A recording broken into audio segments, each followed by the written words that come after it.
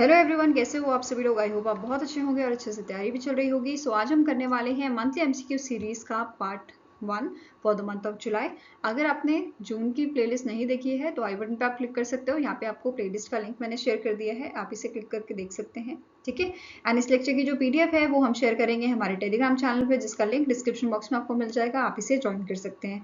तो चलिए जल्दी से स्टार्ट करेंगे आज का लेक्चर।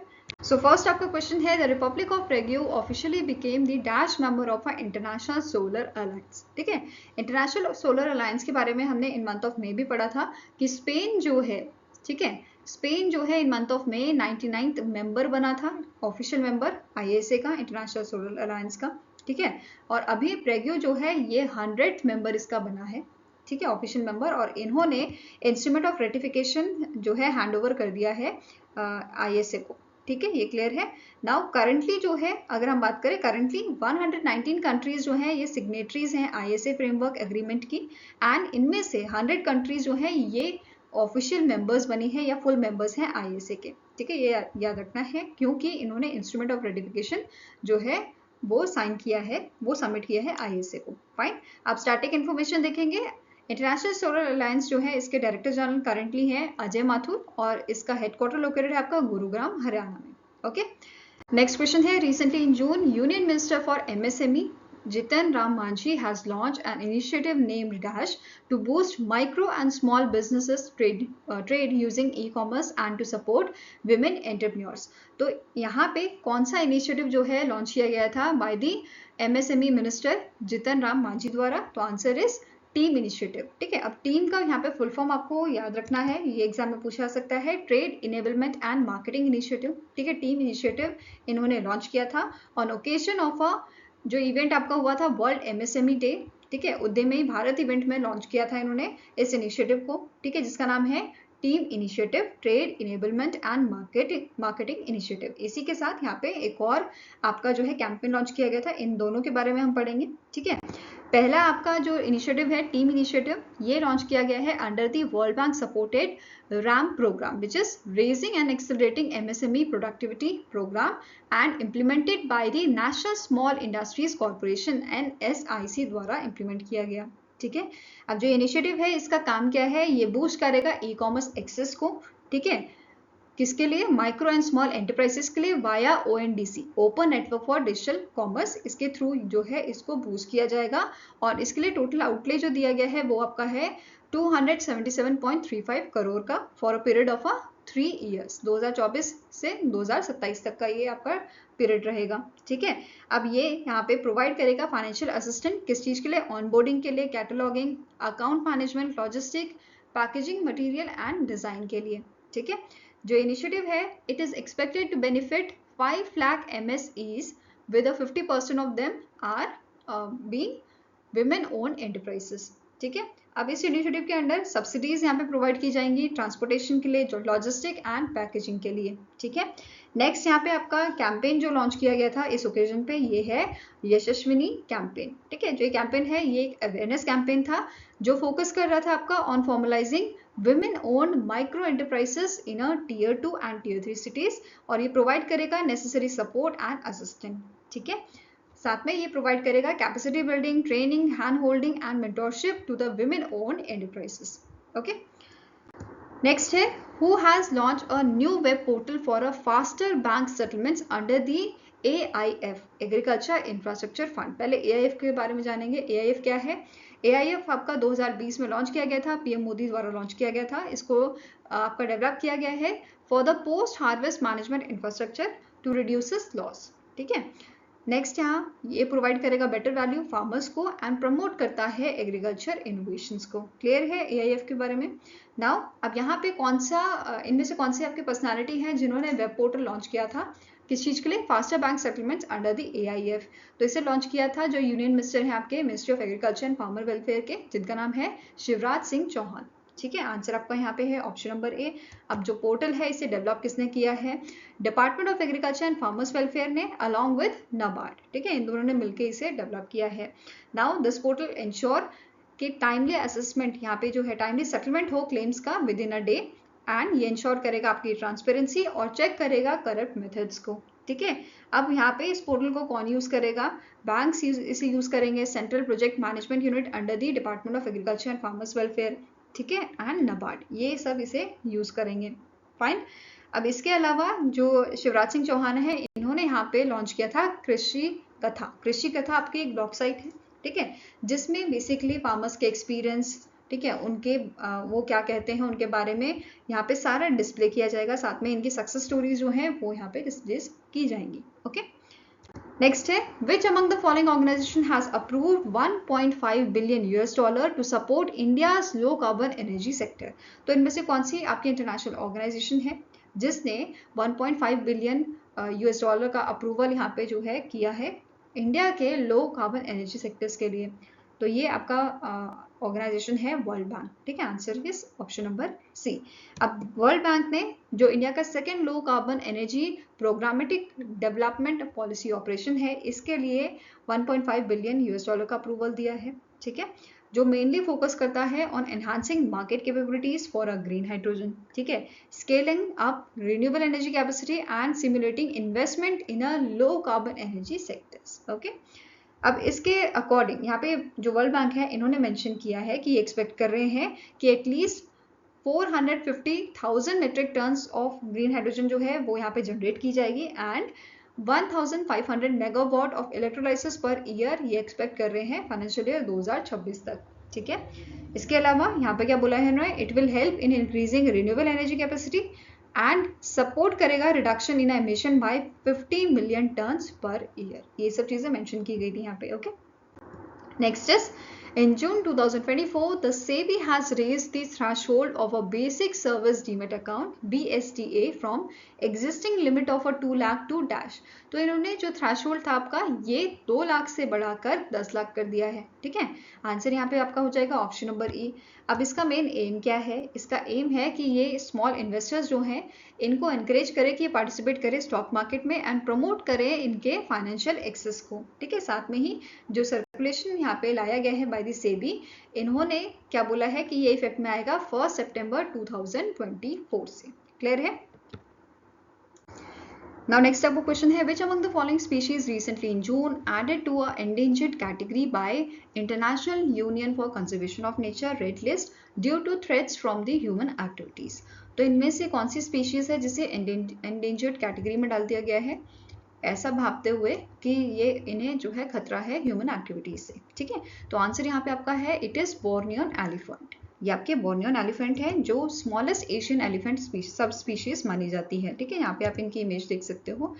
अब ये पाए कहाँ जाते हैं? ये मलेशिया, इंडोनेशिया और बोर्नियो आइलैंड्स में जो है पाए जाते हैं। बोर्नियो जो है ये वर्ल्ड का 3rd लार्जेस्ट आइलैंड है और साउथ ईस्ट एशिया का ये लार्जेस्ट आइलैंड है, ठीक है। अब इस असेसमेंट के अकॉर्डिंग यहाँ पे बोला गया है कि 1000 बोर्नियन एलिफेंट्स जो हैं ये अभी इनकी पॉपुलेशन कितनी है? 1000 है और इसमें से भी 400 जो हैं ये आपके ब्रीडिंग अडल्ट्स हैं, ठीक है। Next question है, the SEBI has revised the eligibility criteria for entry and exit of stocks in a derivative segments of exchanges.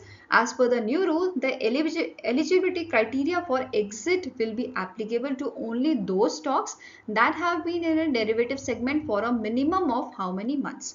तो यहाँ पे क्या बोला है, ऐसे stocks जिनका जो ड्यूरेशन आपका जो बेसिकली जो आपके डेरिवेटिव सेगमेंट में रहे हैं 6 मंथ के लिए, मिनिमम 6 मंथ के लिए, उन्हीं के लिए ही एग्जिट आपका अलाउड है, एप्लीकेबल है, ठीक है। तो आंसर यहाँ पे क्या है? It is option number C, ठीक है। इसके अलावा exit criteria for existing stock, ठीक है, जो एग्जिस्टिंग स्टॉक्स हैं उनके लिए क्राइटेरिया क्या है? 3 मंथ्स का यहाँ पे क्राइटेरिया रखा गया है, ठीक है। ये क्लियर है ना? उसके अलावा अदर चीजें यहाँ पे जो मेंशन की गई हैं, जैसे under the revise criteria average daily market capitalisation and average daily traded value in a previous 6 months on a rolling basis will be considered for top 500 stocks, ठीक है। ये कंसिडर की जाएगी टॉप 500 स्टॉक्स के लिए। नेक्स्ट है, जो stocks made in quarter sigma order size है, MQSOS है, over the last 6 months on a rolling basis shall not be less than ₹75 lakh, ठीक है। नेक्स्ट क्राइटेरिया क्या है?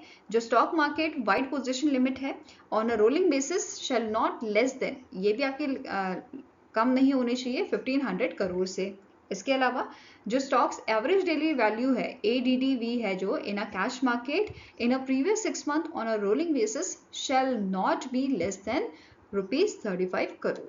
ठीक है, नेक्स्ट यहाँ पे बात करेंगे प्रोडक्ट सक्सेस फ्रेमवर्क की। इसके लिए क्या कंडीशंस यहाँ पे हैं?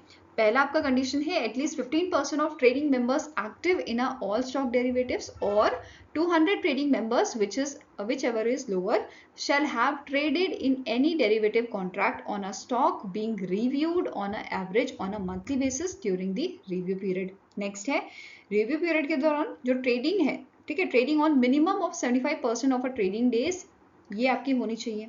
ठीक है, नेक्स्ट है एवरेज डेली टर्नओवर जो है ये एटलीस्ट आपका 75 करोड़ का होना चाहिए during the review period. Then average daily notional open interest of at least ₹500 crore of that particular stock during the review period. तो ये सारी यहाँ पे कंडीशंस दी गई हैं। ओके, नाउ नेक्स्ट आपका क्वेश्चन है the Mumbai metropolitan region development authority, इन्होंने जो है एक अग्रीमेंट साइन किया है जर्मन डेवलपमेंट बैंक के साथ, KfW के साथ।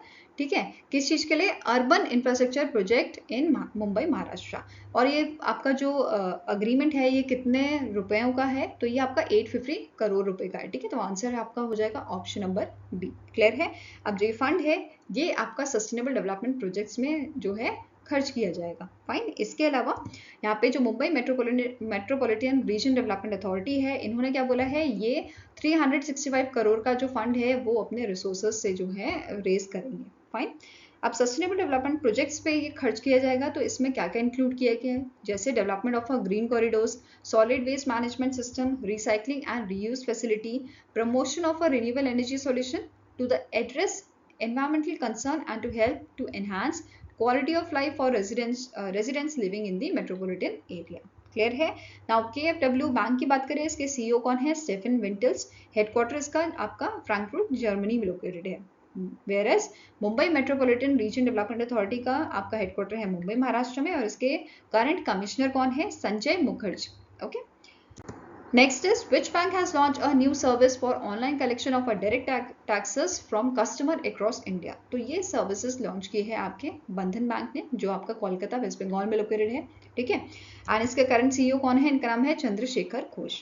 अब जो सर्विसेज इन्होंने लॉन्च की है ये अवेलेबल है आपके इंटरनेट बैंकिंग में, पेमेंट गेटवेज, कैश चेक और डिमांड ड्राफ्टिंग। ठीक है, it also accepts offline payments of a direct taxes through the 1700 branches। Okay, next is name the company that has signed an agreement with the Thales Group, जो आपका French multinational company है, to manufacture 70 mm rockets in India. तो यहाँ पे जो Adani defence aerospace है, इन्होंने आपके थेल्स ग्रुप के साथ अग्रीमेंट साइन किया है। ठीक है, for manufacturing of 7 mm rockets in India. अब ये जो रॉकेट्स होते हैं ये light weight compact size rockets होते हैं जिनको डिप्लॉय किया जाता है हेलीकॉप्टर्स में। ठीक है, for both day and night operations. अब यहाँ पे इनकी रेंज जो है आपके 1.5 मीटर से 7 किलोमीटर से इसकी रेंज होती है और इंडिया में से रुद्र और प्रचंड हेलीकॉप्टर्स जो हैं उनमें डिप्लॉय किया गया है। ठीक है, नेक्स्ट है which bank has won the Atal pension योजना award annual award for financial year 2023-2024 by Pension Fund Regulatory and Development Authority। ठीक है, तो इनमें से कौन सा बैंक है जिसे ये एनुअल अवार्ड दिया गया है? तो आंसर आपका हो जाएगा it is bank of India. कौन सा बैंक है? It is bank of India. अब बैंक ऑफ इंडिया जो है इन्हें APY अल्टीमेट चैंपियन कप यहाँ पे दिया गया है एंड यहाँ पे बैंक ऑफ इंडिया की 3 ब्रांचेस जो हैं उनको रिकॉग्नाइज किया गया है। ठीक है, टॉप 5 ब्रांचेस अक्रॉस इंडिया से। अब ये कौन कौन सी ब्रांचेस हैं? तो पहली ब्रांच आपकी है विदर्भा कोंकण ग्रामीण बैंक नागपुर महाराष्ट्र में, Madhya Pradesh Gramin bank in Indore MP, then Aryavart bank in Lucknow Uttar Pradesh. Clear है? अभी अगर यहाँ पे अटल पेंशन योजना की बात हो रही है तो अभी रिसेंटली हमने पढ़ा था जो कर्नाटका विकास ग्रामीण बैंक है, इसे बेसिकली RRB जो है रीजनल रूरल बैंक जो है, इससे यहाँ पे नेशनल अवार्ड दिया गया था by the pension fund regulatory development authority. ठीक है, क्यों दिया गया था? अंडर दी अटल पेंशन योजना। ठीक है, इन्होंने इनकी एनरोलमेंट की वजह से कि बहुत सारी एनरोलमेंट इन्होंने की थी अटल पेंशन योजना में, इस वजह से कर्नाटका विकास ग्रामीण बैंक को जो है आपका ये अवार्ड नेशनल अवार्ड यहाँ पे दिया गया था। ठीक है। नेक्स्ट आपका क्वेश्चन है, name the personality who has been elected as a new president of a European Council. तो इनमें से कौन से आपके पर्सन है जिन्हें रिसेंटली इलेक्ट किया गया है यूरोपियन काउंसिल का नया प्रेसिडेंट? आंसर आपका यहाँ पे है, इट इज एंटोनियो कोस्टा, जो आपके पुर्तगाल से बिलोंग करते हैं। ठीक है, अब ये जो है ये सक्सीड करेंगे चार्ल्स मिशेल को, जो बेल्जियम के हैं, और इनका टेन्योर आपका 30 नवंबर 2024 को आपका खत्म हो जाएगा। उसके बाद from the December Antonio Costa जो है इस पोजीशन पे आपके जो है आपके चार्ज ले लेंगे। ठीक है, नाउ एंटोनियो कोस्टा की बात करें तो इन्हें गांधी ऑफ लिस्बॉन भी बोला जाता है। ठीक है, और इन्हें प्रवासी भारतीय सम्मान भी दिया गया था 2017 में फ्रॉम दी उस टाइम के जो प्रेसिडेंट थे प्रणब मुखर्जी जी। ठीक है, इसके साथ साथ इन्हें overseas citizen of India card भी मिला हुआ है। फाइन, नाउ अब इनकी जो अपॉइंटमेंट थी ये की गई थी, जो यूरोपियन यूनियन लीडर्स मीटिंग हुई थी आपकी 27 जून से 28 जून को। ठीक है, ये मीटिंग में इनका अपॉइंटमेंट किया गया था। साथ में ही जो यूर्सुला वॉन दे लियन है, जो जर्मनी के हैं, इनको नॉमिनेट किया गया है आपका next president of European commission 5 साल के लिए, और ये इनका सेकेंड टर्म है। ठीक है, नाउ काजा कालास जो है इन ये फर्स्ट विमेन जो आपकी हैं, फर्स्ट विमेन पीएम जो है एस्टोनिया की, इन्हें अपॉइंट किया गया है high representative of a union for foreign affairs and security policies के लिए। ठीक है, अब यूरोपियन काउंसिल की यहाँ पे बात की थी, इसके प्रेसिडेंट आपके बने हैं। ठीक है, यहाँ पे इनकी इमेज देख सकते हो आप। ठीक है, अब हेडक्वार्टर पूछा जा सकता है यूरोपियन काउंसिल का, तो ये आपका ब्रुसेल बेल्जियम में लोकेटेड है। कहाँ पे लोकेटेड है? ब्रुसेल्स बेल्जियम में। ठीक है, नेक्स्ट है, recently in June Indian navy D inducted UH-3H helicopter after 17 years of service at the Indian naval ship Dega, Visakhapatnam, Andhra Pradesh. The UH-C3 helicopter will be replaced by Dash in a Indian Naval Air Squadron INAS 350. तो अब यहाँ पे जो ये helicopter है इसे replace कौन कर रहा है? इसे रिप्लेस कर रहा है सी किंग 42C। ठीक है, इसे रिप्लेस कौन करेगा? सी किंग 42C। क्लियर है। नाउ UH-3B की बात करें हम, तो इसको 2007 में इंडिया में लाया गया था और इसे इंडक्ट किया गया था इन दी 24 मार्च 2009 में। ठीक है, ये क्लियर है। नाउ इंडियन नेवी की बात करें तो current chief of naval staff कौन है? इनका नाम है admiral Dinesh Kumar Tripathi. Headquarter new Delhi में लोकेटेड है और इसकी शुरुआत की गई थी 1915 में। ओके, नाउ नेक्स्ट क्वेश्चन आपका है, who authored a book Manoj Bajpayee the definitive biography. अब ये जो बुक है ये बायोग्राफी है मनोज बाजपेयी जी की। ठीक है, इसको बेसिकली इसके जो ऑथर है, इस बुक को हिंदी में लिखा गया था और इसके ऑथर आपके हैं पीयूष पांडे, जो आपके जर्नलिस्ट हैं एंड राइटर है। ठीक है, ये क्लियर है। अब इस बुक का जो है इंग्लिश वर्जन लाया गया है, Manoj Bajpayee the definitive biography, और ये किसने लिखी है? ये आपकी ट्रांसलेट की है इंग्लिश में जर्नलिस्ट जो है रचित वत्स ने। क्लियर है। अब इस बुक को पब्लिश किसने किया है? पेंगुइन एब्यूरी जो है उन्होंने इस बुक को पब्लिश किया है। ओके, नाउ नेक्स्ट आपका क्वेश्चन है, which among the following ministry और ministries have jointly launch a unified legal and policy framework for one health along with NITI Aayog. ठीक है, तो नीति आयोग के साथ मिलकर इनमें से कौन सी मिनिस्ट्री या मिनिस्ट्रीज ने लॉन्च किया है इस फ्रेमवर्क को? तो आंसर यहाँ पे आपका है, it is ministry of health and family welfare, ministry of law and justice and ministry of environment forest and climate change. That means तीनों ही मिनिस्ट्री ने यहाँ पे जो है इस फ्रेमवर्क को लॉन्च किया है। क्लियर है। नाउ इसके ऑब्जेक्टिव क्या है?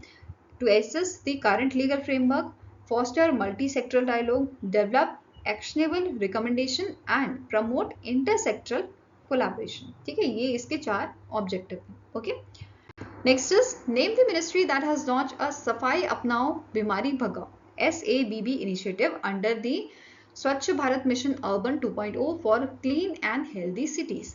तो ये आपका लॉन्च किया है किसने? Ministry of housing and urban affairs ने। ठीक है, answer is option number C.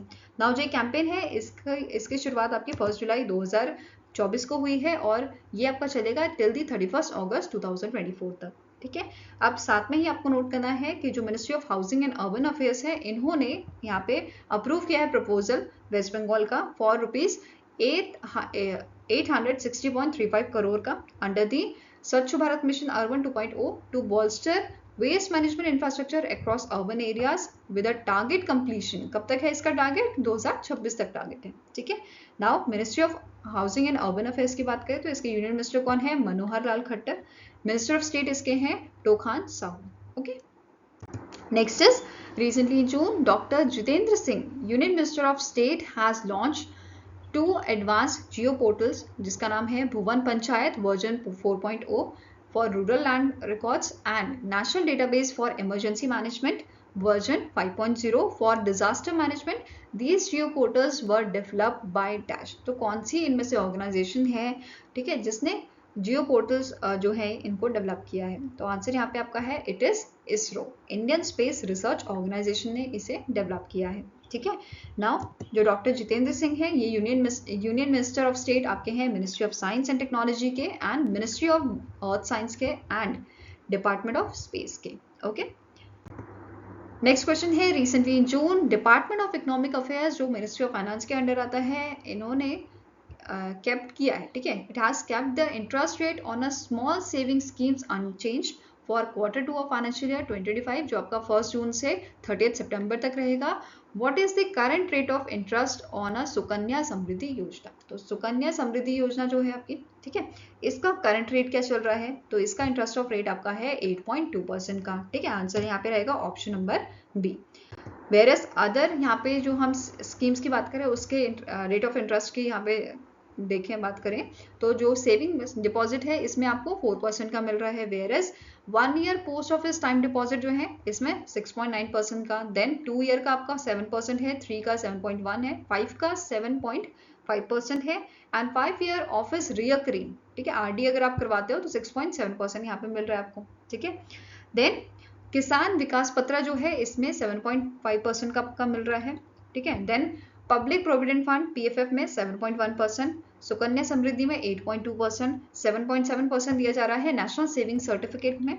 Then senior citizens की जो आपकी सेविंग स्कीम है इसमें 8.2 मिल रहा है एंड मंथली इनकम स्कीम जो है आपकी इसमें 7.4% का रेट ऑफ इंटरेस्ट है, okay.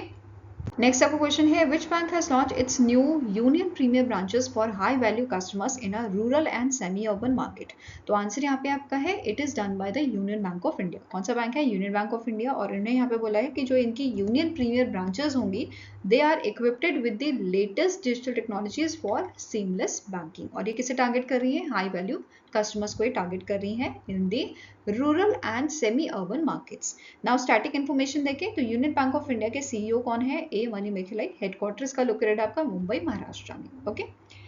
Next is, who has been appointed as a new chairman of a Central Board of Direct Taxes, that is CBDT के current chairman, new chairman कौन बने हैं? तो answer is option number B, that is Ravi Agarwal जो है वो नए chairman बनाए गए हैं और इन्होंने रिप्लेस किया है नितिन गुप्ता को जिनका टेन्योर 30 जून को फिनिश हो गया है, ठीक है। नाउ सीबीडीटी की बात करें, हेडक्वार्टर्स का न्यू दिल्ली में लोकेटेड है और इसे 1963 में स्टैब्लिश किया गया था। यहाँ पे आप इमेज देख सकते हो रवि अग्रवाल जी की जो नए चेयरमैन बनाए गए, ओके। नेक्स्ट है, which country has launched N earth observation satellite जिसका नाम है एडवांस्ड लैंड ऑब्जर्वेशन सैटेलाइट 4 या Daiichi 4 on it's new flagship H3 rocket? तो इनमें से कौन सी कंट्री है जिन्होंने इस सैटेलाइट को लॉन्च किया था? तो आंसर आपका है जापान, ठीक है। जापान की जो आपकी स्पेस एजेंसी है जेक्सा, जापान एरोस्पेस एक्सप्लोरेशन एजेंसी, वहां से इसको जो है लॉन्च किया गया था। क्लियर है? नेक्स्ट क्वेश्चन है, इंडियन नेवी ने रिसेंटली कंडक्ट किया है successful trial indigenously developed explosive जिसका नाम है सेबेक्स 2। अब सेबेक्स 2 को डेवलप किसने किया है? ये आपका क्वेश्चन है। सेबेक्स 2 डेवलप किया है इकोनॉमिक एक्सप्लोसिव लिमिटेड ने, ठीक है। आंसर यहाँ पे है ऑप्शन नंबर सी। अब सेबेक्स 2 की बात करें तो ये आपका नॉन न्यूक्लियर एक्सप्लोसिव है जिसका मेन एम क्या है कि रेवोल्यूशनाइज करना है वेरियस एम्यूनिशन को without adding the extra weight, ठीक है।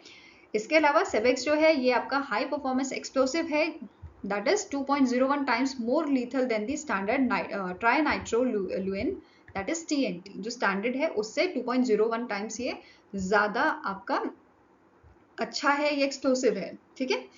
नेक्स्ट है, recently in June Sujata Saunik becomes the 45th chief secretary of which state? Sujata Sinha जो है ये चीफ सेक्रेटरी बनाई गई है महाराष्ट्र की एंड ये फर्स्ट वुमेन है जो चीफ सेक्रेटरी अपॉइंट की गई है महाराष्ट्र की, ओके। अब इन्होंने सक्सीड किसे किया है? नितिन खरीर जो थे इनको इन्होंने सक्सीड किया है। यहाँ पे आप इनकी इमेज देख सकते हैं सुजाता सुनेक की। नेक्स्ट है, विच स्टेट और union territory recently organise the Hemis festival?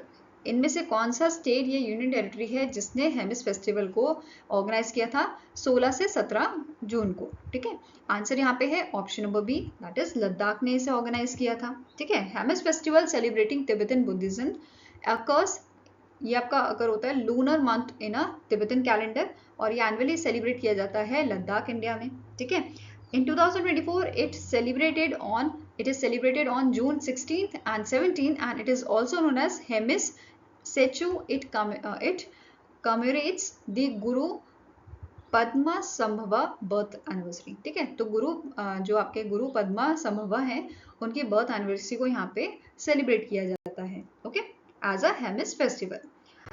I hope guys आपको ये वीडियो पसंद आया हो। पसंद आए तो लाइक एंड शेयर जरूर कीजिएगा, और हमारे साथ जुड़ने के लिए हमारे चैनल को सब्सक्राइब कीजिएगा। अगर आपके कुछ सजेशन है तो आप हमें मेल कर सकते हो benchmarkstudy007@gmail.com पे, या फिर आप हमें कमेंट सेक्शन में भी लिख सकते हैं। तो मिलेंगे ऐसे ही नेक्स्ट वीडियो के साथ। Till then take care, have a nice day and all the best for your preparations.